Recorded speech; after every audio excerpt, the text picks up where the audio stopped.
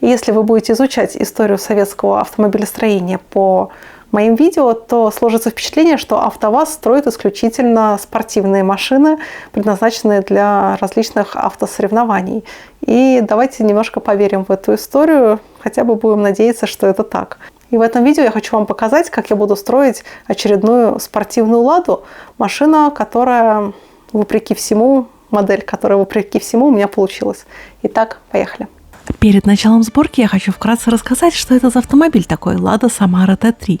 Кузов, напоминающий восьмерочный, имел в основе ферму из труб с панелями из кевлара и углепластикового композита. От ВАЗ-2108 фактически заимствовали ветровое стекло, фары с фонарями, дверные ручки и эмблему. Шасси с некоторыми изменениями взяли от Porsche 911 Carrera 4 или же Porsche 964. Двигатель воздушного охлаждения мощностью в 300 лошадиных сил, и он располагался между сиденьями и задними колесами. А купить все необходимое для моделизма вы можете в магазине «Модельная лавка». Там вы всегда сможете найти свежие модели от АВД и не только. А еще там гибкая система скидок и очень удобная доставка. А применяя этот промокод для своей первой покупки, вы сэкономите 500 рублей на свой первый заказ и заодно поддержите регулярность выхода моих видео. Ссылочка на магазин и промокод есть в описании к видео.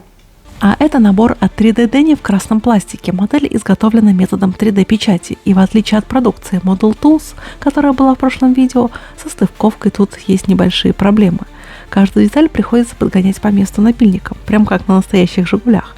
И я загрунтовала модель. Вначале я окрашу элементы днища в черный цвет, а сейчас я окрашиваю белой краской от Мачете. Пока что это лучший белый цвет из тех, что я успела попробовать. Он довольно плотный и глянцевый. И это то, что нужно для гоночных машин. Ну а больше моих фото и видео вне моделизма вы можете найти на моей страничке на Boosty. Там вы также сможете поддержать мою деятельность и попасть в титры к видео. Ссылочка на Boosty есть в описании к видео, так что тоже рекомендую подписаться еще и на мой Telegram. Там оперативно выходит информация о моих новых видео на канале Dasha Models и Dasha Technic. Ссылочка на Telegram есть тоже в описании. А ручных работ тут будет немного. Мне надо окрасить отражатели у фар и воздухозаборник на крыше в черный цвет. Скорость машины до 220 км в час, а запас топлива 330 литров. Дебют состоялся сразу на главном мировом ралли-рейде Париж-Дакар в 1990 году, а позже были ралли Тунис, ралли Фараонов и другие гонки. В конце 1993 года все боевые Самары Т3, а также запасные части к ним и оснастки были проданы АвтоВАЗу. Черной смывкой я выделю рельеф болида. Больше особо тут никаких художественных эффектов и применить и негде. Спорт-прототип Lada Samara T3, созданный на базе полноприводного Porsche 911 Carrera S4, довольно неплохо зарекомендовал себя на трассах ралли-рейдов, но чемпионских лавров он так и не сыскал. Еще до момента, когда началось серийное производство ВАЗ-2108, для советских спортсменов было очевидно, что новая модель переднеприводной компоновки словно рождена для спорта. Удачная развесовка, современная конструкция подвесок, потенциал, заложенный инжиниринговым отделением Porsche, словом, восьмерка была выше, сильнее и быстрее привычных «Жигулей». А чтобы рейтинг восьмерки в глазах потенциальных западноевропейских покупателей вырос, Зубило должно было принять участие в каком-то соревновании международного класса, которое дало бы куда больше резонанс, чем участие в обычных чемпионатах FIA, которые были, так скажем, не на слуху. Идеальным вариантом показалось участие в марафоне Париж-Дакар, ведь французский импортер Lada во главе с Жак-Жаком Паком не только торговал «Жигулями» и «Нивами, но и готовил их для известного ралли-рейда. А еще в 1981 году Жан Бревуан смог получить бронзу Париж-Дакара, а в 1982 году и вовсе подняться на второе место. И именно на «Ниве», которая после столь блистательных выступлений пользовалась стабильным спросом у французов. Поэтому формированием имиджа Самары и продвижением ее спортивным способом занялся именно Жак-Жак и его фирма. Создание прототипа для участия в ралли-марафонах началось в 1989 году, после того, как FIA внесла запрет на использование в таких соревнованиях двигателей с турбонаддувом. Именно это и позволило Ладе хоть бы теоретически бороться с монстрами-конкурентами. А вторая лазейка – это выбор категории Т3, что развязало конструкторам руки, поскольку в прототипах свободной конструкции разрешалось ограничиваться лишь внешним общим сходством с серийным автомобилем. Поскольку стекла сделаны из крайне мутного во всех отношениях пластика, да еще не подходит по размеру, то в качестве стекол я применяю прозрачную пленку.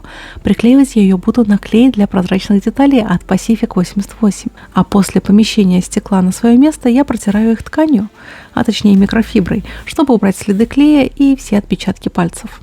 Боевое крещение для Самары Т-3 состоялось при участии двух экипажей: французского Патрик Тампе, Жаки Икс и советского Евгениус Тумалевичус и Сергей Дадавани. В ралли Париж-Дакар в 90-м году французские гонщики смогли занять 7-е место, а на ралли Туниса Самары уступили только заводской команде Mitsubishi. А в 91-м за рулем Самары Т-3 отметился Дидье Ариоль, добравшись до 5-го места.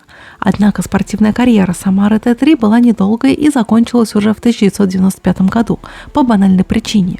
Ни АвтоВАЗ, ни Автоэкспорт в начале 90-х не проявляли особого энтузиазма относительно развития проекта и поддержки частной команды, хотя автомобили были выкуплены у француза. Один из 3 раллийных прототипов Самары Т-3 с экипажем Александра Никоненко и Сергея Талантцева в 1995 году занял 2-е место в марафоне Париж-Пекин длительностью в 16 тысяч километров, и дальше тишина. Уцелевший автомобиль стал выставочным экспонатом, который время от времени появляется на различных российских мероприятиях. При помощи декали я изображу ремни безопасности. И декали, естественно, в таких наборах вообще не подходят к модели. Они совсем не соразмерны. Так что работать с ними было очень неприятно. И мне осталось поработать над фарами. И никакой разметки для них тут нет. Так что поворотники придется рисовать на глазок.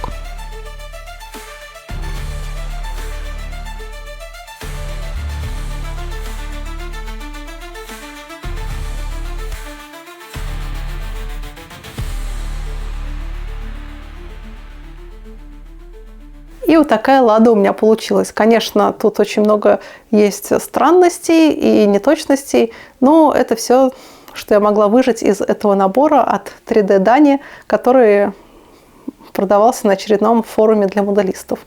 И модель получилась интересной, это довольно интересный опыт.